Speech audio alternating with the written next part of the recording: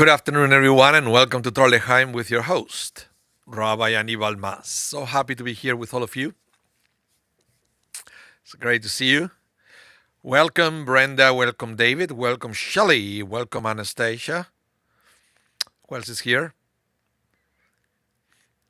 If you are there, please say hello in the chat. I want to know. I'm always curious. Welcome, Rachel. Great to have you in the class. Almost Shabbat Shalom and Chag Sameach to all of you. Brenda, I already had my coffee. Yes, I had two actually. One in the morning at home, and the second one after Minyan, because there is this tradition for the firstborn to fast the day before Pesach. But because Pesach is on Saturday, the day before Pesach is the preparation for Shabbat and everything. So the fast is moved to the Thursday. So I did it today. Welcome, Glenn from Vancouver. Welcome. So what happened is I came to Minyan this morning and I taught the end of the tractate Sanhedrin from the Talmud. And the tradition is when you participate on the ending of a tractate of the Talmud, then you have to partake of the Seudah Mitzvah, which is a special meal. So we have not a lot, but a few firstborns that they come specifically every day before Passover, year after year, to listen to me teaching about the a tractate of the Talmud, and then we eat together. So I had my second coffee there. Brenda, it's fasting for both male and female. Traditionally, it was just the males, but now in the Shari Sedek, we do it both male and female. Okay? So we had this morning actually two. We have one male, one female, that they came specifically to listen to my teaching so they could eat afterwards with everybody, and it's something that I do year after year. So what I do is I take, I had the Talmud in the back. I randomly take one of the books, and then I read it and explain it in front of everybody, and then we add special prayer after we finish that is called Hadran. It's if you know anybody who studied Talmud, they will be very familiar with the Hadran. It's like everybody's expecting that because it's the end of the tractate. That is a reason for celebration. In a regular yeshiva, every time that they finish one of the tractates of the Talmud, they celebrate their own way. They have sometimes an enhanced kiddush or something like that. So Shelley, you don't have to fast. All you have to do is to come to study, and then you can eat. And that's what I did this morning. So I have my second coffee. So I don't want to have another one, but I still have the there. You can see over there. There. You can see my coffee maker right there. And yeah. And then after this class, before I go home, I have to clean it, which I usually do by descaling it. It's just a detergent. It's not that you have to clean your coffee maker before Pesach, because coffee is kosher for Passover all year round. The only problem is for some kind of decaf coffee that's not kosher for Passover. So if your coffee maker if you use it with decaf beans, then that might be problematic. With Nespresso, which is the one that I have, is not a problem, because the way the Nespresso makes their bean decaf is through water.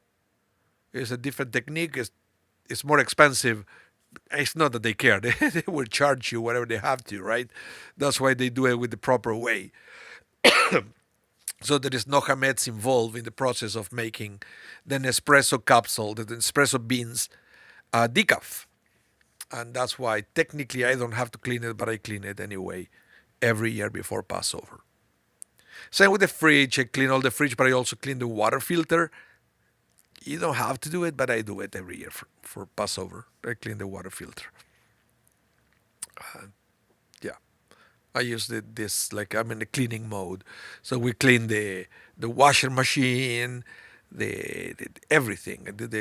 Because my dishwasher is stainless steel, it can be koshered, and that's what I do. Okay.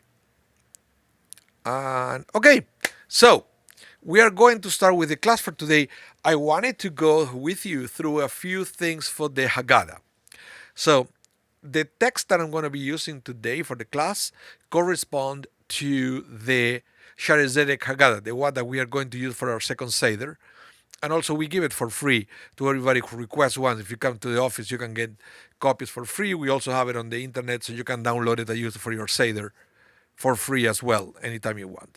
You have to go to szwinnipeg.ca/book. So it goes like this. This /book.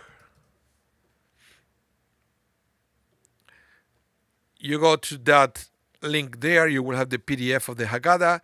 You can download it. Yeah. Rachel, you said I work in the coffee industry and I approve of your cleaning your coffee machine simply because yeah, it's good, and also because the water that we use in cities sometimes they have lots of calcium, so they have to be descaled once in a while. So it's good to clean it. It's good to clean it. Welcome, Randy. Welcome to the class. Okay, so let's begin. Let's begin with the class. Let me bring it here. So again, you can read the text that I'm about to present from the screen, and you can also go to szwinnipeg.ca/book. You can download the Haggadah, and you can use that, and you can use that as well. Brenda, you're asking. Let's see. It said, "Are you going to stream your first night Seder?" Yes, I am. As always, I will. I will. I will be doing it with my family here in the building at the Shari Zedek, and that is going to be streamed. And we are going to use this same Haggadah that I'm telling you. So it's always good to have it. Always good to have it. It's a nice Haggadah. It flows fast, but it has all the highlights that you need to have a decent Seder. So I always recommend people to download and use this one. It's always good if you can have the same Haggadah for everybody in your Seder. I'm telling you that right now. The experience is way better than if everybody has a different version and then the pages don't match, the translations are different. It's not so comfortable to do it that way. But let's study a little bit. I want to give you a few highlights so you can hopefully share with your family and friends if you're running your own Seder. And you can teach them a few cool things about Pesach. So first, let's start with this thing here, right here, right? Is the plate that you are going to see, hopefully, on your table. So I wanted to go through everything that you see there. Let me start from the top, but it says, it's kind of all cramped together, but it says bitter herb. Okay, and then it says maror. Some of the plates will have, this one here has six spots around and one in the middle. Some will have 7. Okay, the one that have 7, it has a second maror. They have 2 different maror. One is called maror, and the other one is called chazeret. Okay, what is the difference? Well, one, the maror is usually a root. What do you call it? The horseradish. Okay, horseradish. And by the way, I know that some people use grain as maror. That is this kind of red thing, right? But for some people, that grain has so many things mixed to the maror that is not considered kosher for the Seder.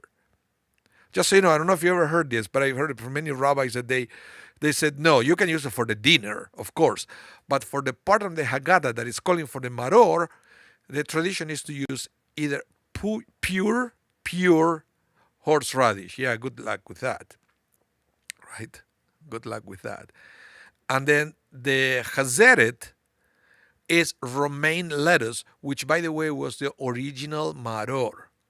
That is the most kosher maror, the bottom of romaine lettuce, which at one time in Europe it was so expensive that people started to use these cheap roots like horseradish. But you know what? Horseradish is not bitter to me. It's like, it's so strong. I always say that it's stronger than the purple Listerine. I don't know how people can handle that. Uh, and I personally use lettuce for my Seder. Okay? But it's some plates will have two spots, one for horseradish, one for lettuce. If your plate has only one, then you choose. You choose if you want to put there in the plate horseradish or lettuce. And remember also, and this is something that some people don't know, and I've seen people making these mistakes before. Uh, Everything that is on the central plate, you don't use it for the Seder. It's just for display. Okay? It's just for display. So you need to have more of what you put in the plate. So let's say maror. Yeah, it's on display, but then when the Haggadah will say eat the maror, you don't take the maror from the plate. You will have extra maror outside the plate. Same with the karpas and things. Oh, this one does have chazeret in the bottom, you see? So they have 5 or 6. I was wrong with that. Yeah, the top is maror, and then the bottom is chazeret, which it says here bitter vegetable. Okay. Brenda, you said horseradish for the gefilte fish. Yeah, but you see, for the gefilte fish, you can use grain. You don't need to use pure horseradish. But when the Haggadah, it says eat the maror, then you, traditionally, if you can, you should use either pure horseradish or use romaine lettuce. That's fine too. Okay? That's fine too. If you have any questions about the Pesach plate, let me know. I will try to answer that thing because it's very interesting. Okay. Now let's go to the steps of the Seder. You have 15 steps. Sometimes depends on the Haggadah, they will be 14 and not 15. Why 14? Because sometimes steps 7 and 8 will be considered together.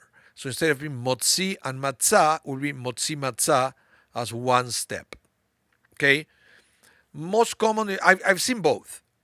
I've seen both. I've seen the 14 and I've seen the 15 steps. So let's go quickly through this, and then we will go a little bit slower. Now, number 1 is Kadesh. You start with that. Glenn, you said, oh yeah, this is very important. I will highlight it. The lettuce is to be washed and inspected for worms. And yes, this is true for every vegetable.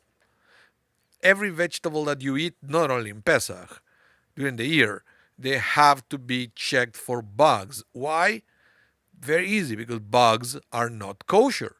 So I don't know if you realize that eating an insect when you eat vegetable is as non-kosher as it is pork. It's not that pork is more non-kosher than an insect that you may eat with your salad. They're both equally non-kosher according to the Torah. So we have to be very stringent with checking vegetables for insect, because insects are absolutely not kosher. Yeah, thank you, Glenn. So, Kadesh. We start with Kadesh. What does it sound, Kadesh? Brenda, you said except for locust. Yeah, except for locust. But because we don't know what kind of locust is the one that the Torah allows us to eat, we don't eat locust at all anymore. Yeah, I learned that a few years ago. So Yeah, we don't really eat locust. Okay, Kadesh, which is nothing more than the Kiddush. Okay, Kiddush. So, by the way, before the Kadesh, you have to light the candles. That is not uh, that is not a step of the Seder because you light the candles before the festival starts, not before the Seder starts. So the candles are not necessarily part of the Seder, the candles are part of the festival. Is that clear? Okay? This is always a confusion why the candles are not counted as steps of the Seder because the candles are not part of the Seder, the candles are part of the festival. So, number one, Kadesh, the Kiddush. Okay. Number two, Urchatz. Now, the Urchatz is a funny one because it's the first uh, hand washing that we do at the Seder, and we don't say any blessing. And sometimes say, why we do the hand washing but not blessing? Well, let me tell you. Let me tell you. Back in the day, when the temple existed, there was a tradition to have for people to wash their hands when they needed to dip some food into a liquid. Food into a liquid that called for washing the hands without the blessing. Now, if you were going to eat bread, then you have to do the same hand washing but with a blessing. Okay? So this thing of washing the hands before you eat something that you're going to dip into a liquid, or no, or sorry, not into a liquid, something that you dip, could be into a spread or something that. So if you dip something or you put a spread on something, then you have to wash your hands. Because that was just a tradition, during the year we don't do it. But because on Passover we are more stringent on everything, that's why when you wish somebody happy Pesach, you said Chag Pesach Kasher Vesameach. Not just happy, but also kosher, because all the halachot, all the Jewish laws related to the festival are more stringent than for the rest of the year. And that's why during the year we don't need to wash our hands before the dipping. On Pesach we do. So what is the dipping? What we have? We have two dippings in the Seder. One is the vegetable on salt water, and the other one is the maror in the haroset. So that's why we have that. So technically, for example, let's say that you like to eat during the year, not on Pesach. During the year, you like Oreos. You like to dip it in the milk. In the past, that will call up for you to wash your hands before you do it. You understand? Those kind of dipping was what I'm talking about. That people, it was discontinued, but we still do that for Pesach. Okay? So that's number two, urchatz. Number three, karpas. Now we are going to eat some leafy greens or green vegetables, and this is just to remember that Passover happens in the spring. Then you have the yachatz, where basically this is the part where we are going to hide the afikomen. We're going to raise the matzah, break the middle matzah, and we put a piece. You wrap it and you hide it until at the end of the Seder you would ask kids to go and look for the afikoman, and then you try to redeem it, because you cannot finish the Seder without the afikoman. Everybody has to eat a little bit of the afikoman, and that's why the tradition for the kids to get it until you redeem the afikoman. That's why the presents and Pesach geld and all that. Okay. Next. After that, you have step number 5. This is by far the longest step of the Seder, the Magid. This is the time where everybody will say, when do we eat? This is when we say the four questions. We talk about the 4 kind of children, and we read the 10 plagues. All that is part of the Magid, okay, and it's very long. So this is where, when you get a Haggadah that is shorter than another Haggadah, is because chances are the Magid was shortened. Okay, the whole idea is the Magid supposed to be a time for you to connect with your children and with other people on the table and to retell the story of the Exodus. So to me, I understand when we shrink a little bit the Magid, because otherwise we make it so long that it defeats the purpose. People stop listening. And the idea is I rather have a shorter Magid, but with people engage and understanding the point. Okay, so yeah. So when you ask what's the difference between one Haggadah to the other, chances are that the difference happens within the Magid and not the other sections, except maybe for the end of the Haggadah. They may have a few extra readings or songs, stuff like that. But the Magid is the part where everybody gets creative. That's point number 6. Number 5. Number 6 now is Rachza. This is the ritual washing of the hands before the meal with a blessing.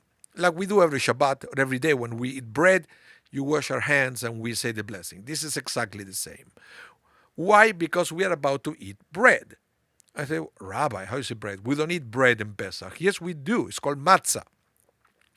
Matzah is bread, except that it's unleavened. So it's unleavened bread. So that's why we wash our hands. We do the netilat yadayim in order to do the hamotzi, to eat the matzah. So after we wash our hands with our blessing, that is step number 6. We have number 7, motzi, which is the hamotzi. We say the blessing over the matzah. But then it's matzah, number 8, because it's not just any kind of bread, it's the matzah, it's Pesach. There is a second blessing that we don't say on Shabbat over challah, but we say it on Pesach over matzah. There's another blessing because we explain how special it is eating the matzah, because it's a special ritual for Passover. Okay, and that's why sometimes in some Haggadot, motzi matzah are going to be counted as one, but in our Haggadah, we follow the tradition of counting as 2 separate steps. Motzi is the hamotzi, matzah is another blessing, just acknowledging the fact that we are eating matzah, that is a very special thing. Then we go to the maror and we eat the bitter herbs. And remember, you're going to eat either horseradish or the heart of a romaine lettuce. Heart of romaine is the best way to fulfill the mitzvah. Okay, just remember that. It's not the other way around. It's not that the horseradish is the best kind of maror. No, the best kind of maror is the romaine lettuce. The bottom, it is actually bitter. Horseradish, I don't know who decided that it's bitter. It is not bitter to me. It's just, anyway. Next, after we eat maror, we have the korech, which is the sandwich of matzah and maror. Okay, but in these days we also add the charoset, which is a little sweet. So it helps if you're using pure horseradish at that point to add this sweet mixture, which is the charoset. And then after that, because remember, after the magid is over, when we do the hand washing, the hamotzi, the matzah, the maror, the korech, that goes fast. That goes really fast. And then comes the Shulchan Orech, and this is the festive meal. This is also long, depends on your family. This is when everybody will be eating, and then you have to wait for the soup, the first course, then the second course. Here you have the gefilte fish, and then you have the chicken, and who knows what else, what kind of dessert you're going to have, etc. So that is the Shulchan Orech. Towards the end of the Shulchan Orech, you are going to ask the kids, okay, kids, now is the time to go and look for the afikoman. Okay, don't do it too soon, because then you lose them. So it's good at that point, towards the end, to ask them to go and look for the afikoman, and then they will bring it. If you are leading the seder, the kids will bring it to you, and you will have to give them some kind of gift, so they will give it to you. Otherwise, if they don't give it to you, you cannot finish the seder. So if there is any kid watching this class, now you know what to do. I said, nope, I don't like the present. I want more. Otherwise, I won't give you the afikoman, so you cannot finish the seder. Ha! Take it. Too bad nobody taught me that when I was a kid. Yeah. Anyway, so then after you finish the festive meal, the Shulchan Aruch, you have to eat the afikoman. Why? Because that's supposed to be the last flavor that you should keep in your mouth, other than the extra cups of wine, because remember we have 4 cups of wine. Other than that, the last food you should eat, it should be the afikoman, the matzah. Why is that? Is to remember why you are here or there. You came to the Seder to retell the story of the Exodus, to remember that we were slaves to Pharaoh, to remember that God gave us freedom. And we talk and we study, we meditate about freedom and different types of slavery and everything. And it's, sometimes it does happen. That is the Magid. It gets kind of serious sometimes, and it's fantastic. But then we start eating and drinking and tell jokes and think, and we kind of forget why we gathered. Okay? So I believe that this is brilliant, because the afikoman brings us back to earth. The afikoman is a reminder of why we are gathered. Okay? It's not just to tell silly jokes. It's to remember the freedom, to remember the Exodus. So that's why we eat the afikoman. The afikoman used to be a way to be sure that you have enough matzah to finish the Seder. Because you can be in a way that everybody, finish all the matzah, and then you don't have anything for the end. So that's why you put it aside a little bit. Okay? It's what I used to do with Nespresso. For some of you who know me, who are long-time students of Torah L'chaim, you know that I love coffee. And my favorite coffee is one of the capsules from Nespresso that they release it once a year or once every 2 or 3 years. It's a limited edition that is called Café de Cuba, Cuban coffee. So what I do is when I get it, I buy it as much as I can, and then I always save 1 sleeve of capsules for my birthday. Okay, that's my treat for my birthday. So I put it aside just to be sure that I won't drink all the coffees during the year, and I won't have this delicious coffee for my birthday, because that makes my birthday extra special. So this is pretty much the same that we do with the matzah. We put it aside to be sure that we have matzah at the end. Hello, Judy. Welcome to the class. Okay, so after the afikoman, we have the barech, which is the birkat hamazon, the grace after meals. And then we end singing psalms of praise to God. Okay, because the rabbis say that we have to start the Seder with shame, and to end with pride. So we start with shame, but saying, Avadim ha'inu. We were slaves. We were idolaters in the old days. But now we are free. Now we develop a relationship with God. So we go from one extreme to the other. That's why we have the Hallel at the end. And then we have the Nirtzah, the step 15. That is nothing more than a declaration that we fulfill with all the requirements from the Seder. And that's where we say, next year in Jerusalem. And then after that, the Seder is formally over, but that's when you will probably have extra songs like Echad Miudea, Kiloi Noe, Chad Gadia, and all that. Okay? That is the time when we do that. Any questions, let me know in the chat. But now, let's go to study a few parts of the Seder more in detail. So, let's talk about the 15 steps of the Seder. As I mentioned before, I know some Haggadot will be printed 14 steps, but I'm basing everything in this class on our own Haggadah that has 15. Now, I like this explanation of these rabbis. They said the Seder has 15 steps. This corresponds to the 15 steps that led up to the entrance of the Holy Temple in Jerusalem. Do you know that?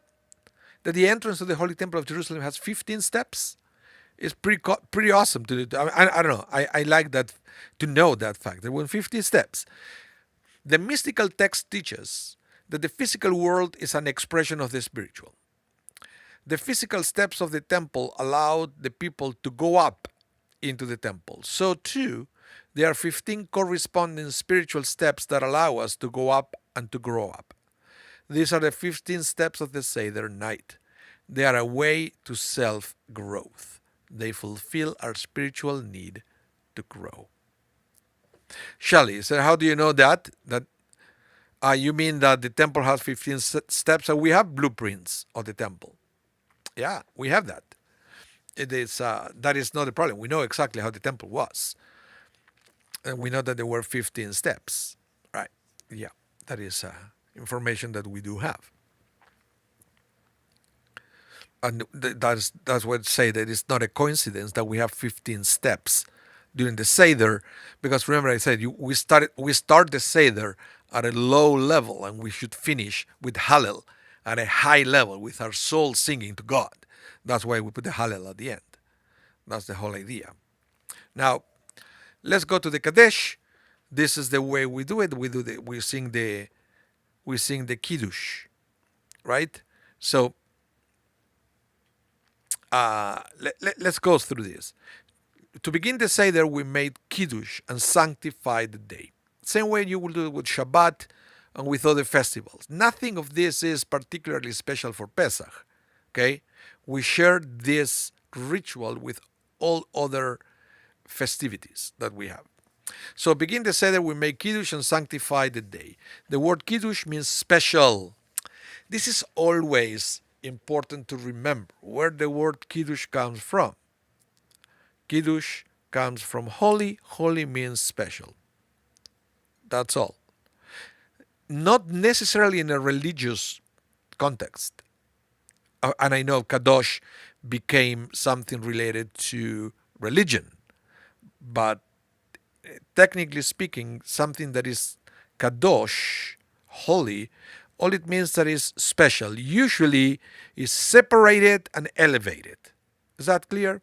That's why, for example, the marriage, Jewish marriage, is called Kiddushin. Same root, Kiddushin, because bride and groom, now husband and wife, are separated from all other men, all other women, and they belong to each other now. Okay, that's why it's called Kiddushin. So we start the festival with the Kiddush, because it's almost like we have to make the day special and holy. We have the power to do that. It's not that it's intrinsically holy, we have to make it holy. And we do that by reciting the Kiddush. So the word Kiddush means special, and the first step to personal freedom is to recognize that each one of us is special. So this is the special meaning of special for Pesach. We have a distinct combination of talents, skills, experiences that qualifies you to make a contribution to the world. Slavery is a life with no accomplishments. Have you realized that? They're all equally bad. That is one of the problems with slavery. You are equally useless and worth of no value. To the eyes of your owners, of your masters. That's what I'm talking about. So slavery is a life with no accomplishments, no achievements, and no meaning. On Passover, we begin our journey toward personal freedom by asking, what is humanity's biggest need? What can I contribute most profoundly to nurture and protect the world? What am I going to do about it? And this is, or it should be, true for everybody. So I hope you're paying attention to this. And this is the time where each one of us should say, hey, I'm free to do whatever I want in this generation. So what am I going to do with that freedom? I know, or you should know, what your talents are. And then maybe one of the questions that you should ask yourself is, how can I use my talents towards making the world a better world? Or can I use my talent in my congregation? Maybe there is something needed for me in the congregation I can help. And I will give you an example at the Shari Zedek, which just started with a tech Chavura, which is a tech group.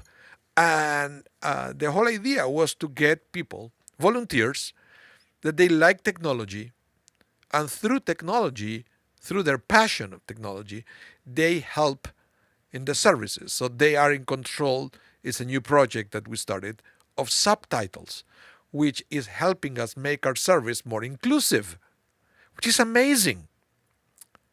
But we are giving with when you allow volunteers to come to a place, you are giving the volunteers the opportunity to share their talents to make the congregation a better place. So it's a very interesting thing. So on Pesach, think about this year, and I hope you can share this message with your table for the Seder.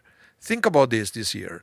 When you make the Kiddush and you talk about being special, think about how special you are and how can you express that uniqueness. That's something that is in only on you and nobody else. You have it. And how can you use that to make this world a better world, or this community a better community? This is something that, yeah. Brenda, subtitles are fabulous. Great job. Thank you. It takes a lot of time for me to put it together, the subtitles, but then I get a lot of satisfaction from doing it. And I'm glad that I have all these volunteers, great volunteers that they control, that they know Hebrew, so they can synchronize the subtitles with whatever is coming at the service. So, yeah, you should expect more of that. Now, after that, after the Kadesh, remember we have the Urchatz, which is the washing of the hands. So let's go to this. How do you do it? This one. And I don't know, maybe you did it wrong before, doesn't matter. Now you start from scratch. If you did it wrong, now you're learning from me. So I'm going to read this. All the instructions are in the Haggadah. So again, if you don't have a Haggadah, go to szwinnipeg.ca/book and you can download it here. I will put it again. szwinnipeg.ca/book. And there you have the PDF of the Haggadah. You can download it for free. Now, before washing your hands, be sure that they are clean and free of anything that will obstruct the water from reaching the entire surface of your hand. So this is not a washing of the hands for hygienic reasons. So if your hands are actually dirty, now go wash your hands, then come back and then do the ritual washing, okay? And then you have to be so the hands have to be clean. Now, remove your rings. This is something that some people don't do. Of course, if you cannot remove them because they are stuck there, fine. That's not an issue. But I'm talking about in the case that you can remove it, you have to remove all your rings. Okay? Because as I said there, if you never remove your rings, then the rabbis consider that they become part of your hand and you don't have to. Same when you go to the mikvah thing. If you cannot remove the rings, they're part of you. Now, fill a cup with water and put it 3 times on your right hand, repeat on the left. Okay? If you're a lefty, reverse the order. Then after you do 1, 2, 3, 1, 2, 3, just go like this, right? Go like this, and then dry them. And why is that? Because I mentioned before, the Talmud says any food that is dipped into a liquid requires washing of the hands before it is eaten. And we're about to dip the karpas into the salt water. That's why we have to do this. Remember, no blessing for this one. So, urchatz. Why do we wash our hands at this point in the Seder? I mentioned because the Talmud says any food that is dipped in a liquid requires washing the hands before it's eaten. Many people don't wash their hands year-round before eating wet food, presumably relying on the lenient opinion that this rule doesn't apply now that the temple doesn't exist. Nevertheless, when it comes to Passover Seder, everyone washes their hands before the karpas because, as I mentioned, we are more stringent on everything during Pesach. Okay, So why is this so? This dipping is more significant than other dippings during the year since it is done as part of the Seder, and it is therefore treated with more respect and stringency. Remember, it's one of the 4 questions. Ma nishtana alayla aze mikol aleilot, mikol aleilot, shebekol aleilot, right? Anu matbil ein anu matbilin afilu פעם אחת הלילה זה הלילה זה 2 פעמים. So in all other nights we don't dip, not even once, because remember, this tradition was discontinued. But on the Seder we dip twice. Karpas on salt water, and the second one is maror on haroset. Okay, just remember, that's the 2 dippings that we do. That's why the 4 questions are talking about that. So, Susan Bailey, it's a symbolic question. Yes, it is symbolic. It is symbolic. Yeah. And usually the way I do it in my house is we have a big container, and then we have the pitcher, and we just pass it from one to the other. Or sometimes we have a volunteer, talking about volunteer, from the table going with the jar and the container, so you can wash your hands there, and you don't have to make a mess. Yeah. Brenda, you have a question.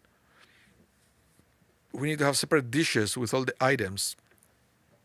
Yeah. You never touch whatever is on the Seder plate. You need to have all the dishes with more of that, so you can use it during the Seder when the Haggadah will ask you to do it. Okay, so when it's time to eat or to dip the vegetable on salt water, don't use the one on the plate. You should have extra for everybody on the table. Yes. So the karpas, we say the blessing, which is Baruch atah Adonai Eloheinu melech haolam, borei pri adama. That is the blessing that you will say before eating any vegetable anyway. Okay? And remember, we have to say all these blessings before we eat the matzah, because otherwise, once you say the blessing for the matzah, it includes all other foods. So you have to start with the veggie first before the matzah, so you can actually say more blessings during the evening. Okay? Then after you just take, for example, parsley, dip it into the salt water and eat it with this blessing. Immediately after, you're going to break the middle matzah. Remember to hide the afikoman. So take the middle matzah and break it into 2. One piece, you will notice, will be larger than the other, hopefully. Otherwise, if you feel that they are the same, you have to decide which one it looks bigger than the other to you. Because the larger piece is set aside to serve off the afikoman. So you're going to hide the larger piece. The smaller piece is put back between the 2 matzot, and you are not going to eat it. Remember, those 3 matzot are not to be eaten except for the afikoman. They are just for display. Okay?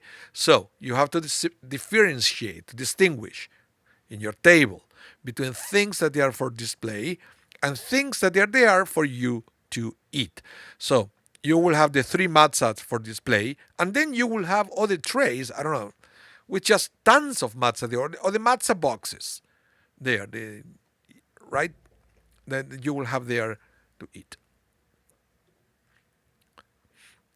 Now, the carapas, the thing that we dip into the salt water. Why do we do that?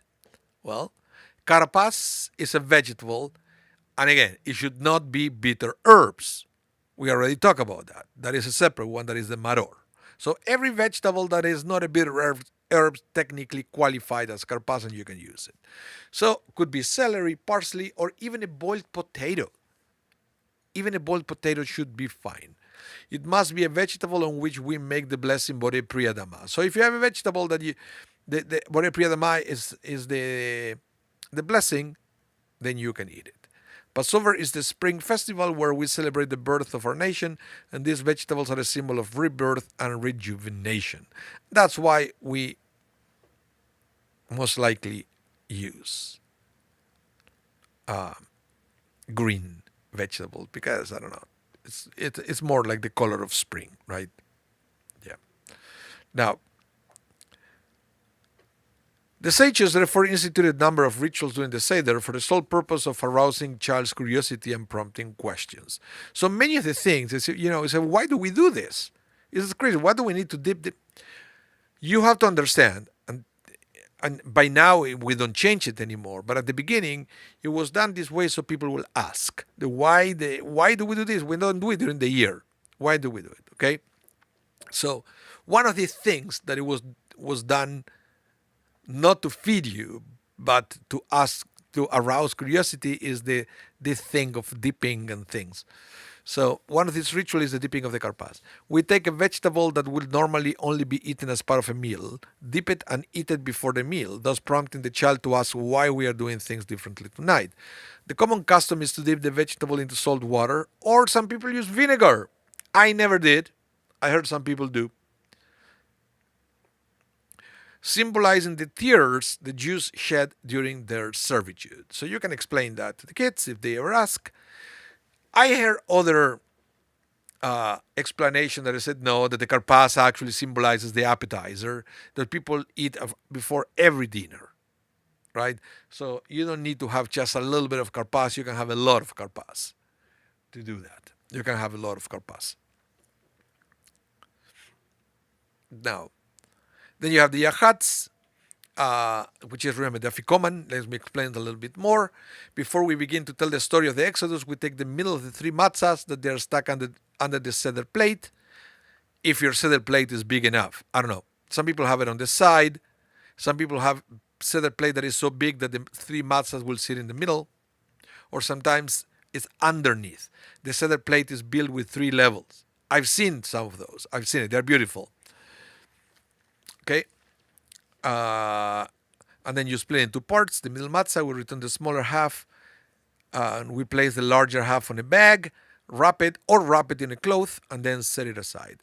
The matzah that is set aside is called the afikoman, and it is eaten for dessert. It looks like that's what the word afikoman means, after all, is the dessert. And we want the dessert to have the taste of the matzah. Yeah. The simple reason that we put the afikoman aside or hide it is because we will eat this matzah only near the very end of the Seder, and we don't want it to get mixed up with the other matzah at the table. And then we go into the Magid, which is, as I mentioned before, is the longest part of the Seder. Here is where we are going to have all the songs that we have. For example, this one here, that we are going to start with alachma ania. These are the plain, poor bread that the ancestors ate in the land of Egypt. Whoever is hungry, let them come and eat. Whoever is in need, let them come and celebrate the Seder of Passover. This year we are here, next year in the land of Israel. This year we are slave. Next year we will be free people. Some people opened the door also this part, because we said whoever is hungry, let them come and eat. So it's symbolic. And we sing here our first song for the Seder. Alachma, alachma ania, di achalu avahatana, ve'ara de Mitzrayim. Have you heard that one? You may know a different melody, but that's the one that I do for my Seder, and the one that we are going to do for the community Seder here at Shari Zedek. Cantor Leslie knows the same version. Okay? So, Alachmania, this is famous because it's the first one. So that's the beginning of the Magid. Okay? So, a little bit more about the Magid is the fact that the sages tell us that the ability given to humanity is the power of speech.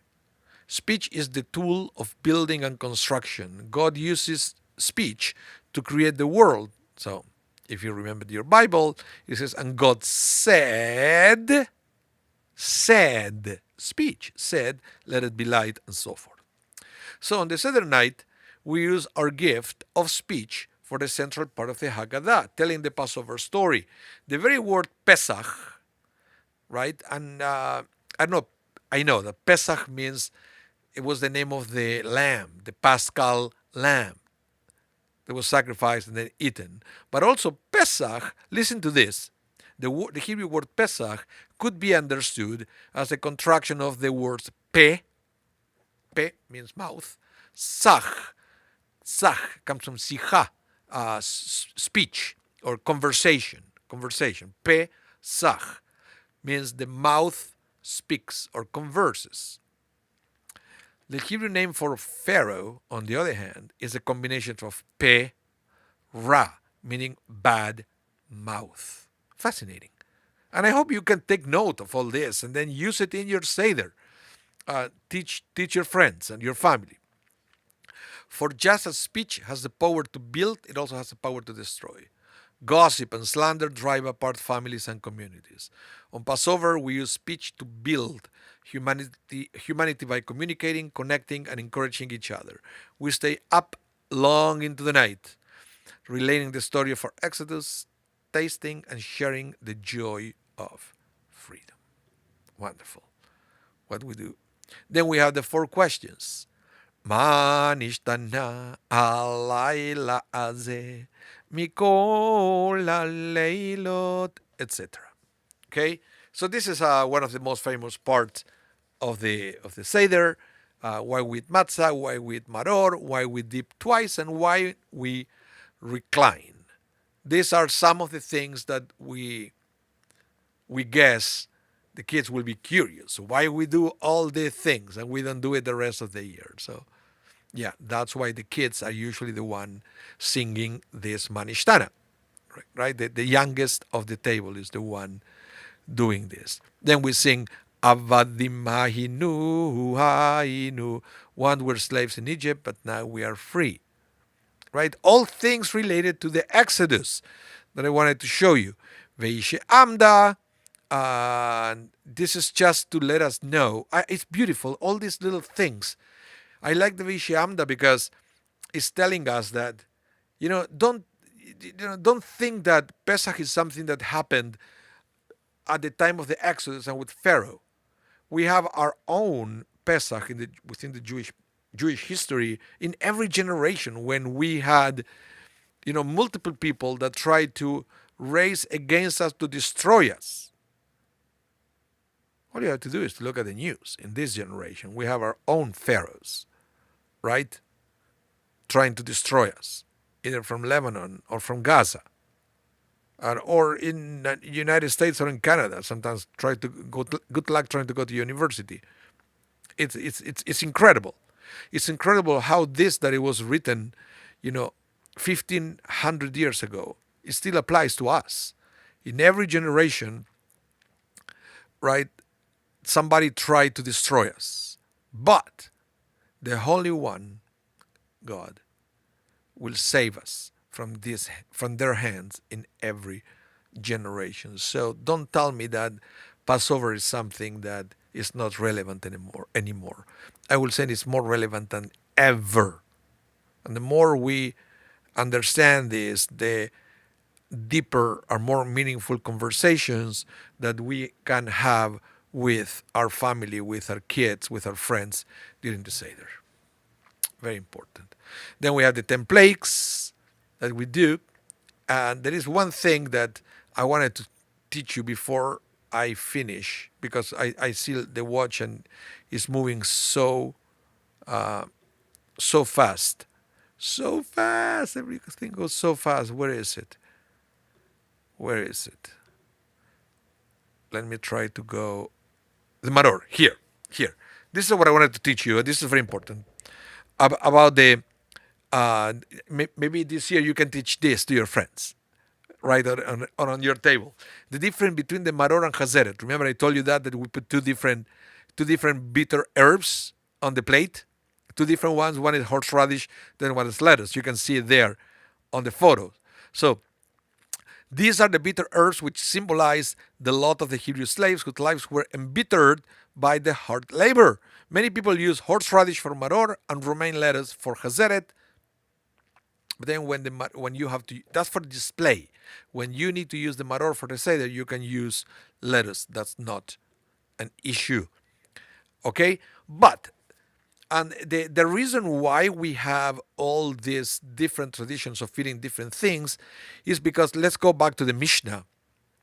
The Mishnah will say that there are 5 species of bitter herbs mentioned in the Mishnah. So it's very tricky because when the rabbis say that you have to use bitter herbs, then your question should be, okay, but which one, right? The Mishnah mentioned 5 different types, and then the ones mentioned in the Mishnah are chazeret, lettuce, ulshin, endives, tamcha, chevril, harhavina, creeper of the palm tree, and maror, sonchus, oleraceus, or a relative of dandelion, whatever. Okay, so it's very complex. This is very complex what we use for maror, and you will see that that's why there are different options of what you can use. But most rabbis we agree that if you can, for the seder, just when you say the blessing, don't use grain that is processed and have additives. At least for that, use pure horseradish if you can handle it. Otherwise, just use just use lettuce, just for that part. Then for your gefilte fish, you can use the grain, of course, but don't use it for the seder. Okay? So just that. And I think just like that, 1 p.m. So thank you, everyone. And remember, so tonight you have to search the chametz. Tomorrow morning you're going to burn it, okay? But tomorrow after services, here at the Shari Zedek, I am going to be selling the chametz to a non-Jew. And, I've been receiving, I have all here in this thing, all the forms that congregants send me to sell it on their behalf. I have here the document for that the person is going to sign, and it's going to be a beautiful ceremony, beautiful ritual. It's going to be streamed. So if you never witness the actual selling of the chametz, tomorrow around 9 a.m. Central Time, you're going to see it. Okay? Thank you, everyone. Have a wonderful rest of your day. Remember, this class is going to be rebroadcast tonight at 8 p.m. if you want to watch it again. And in case I don't see you, Shabbat Shalom, Chag Pesach Kasher V'Sameach. God bless you. Be well, and hope to see you soon. Bye, everyone.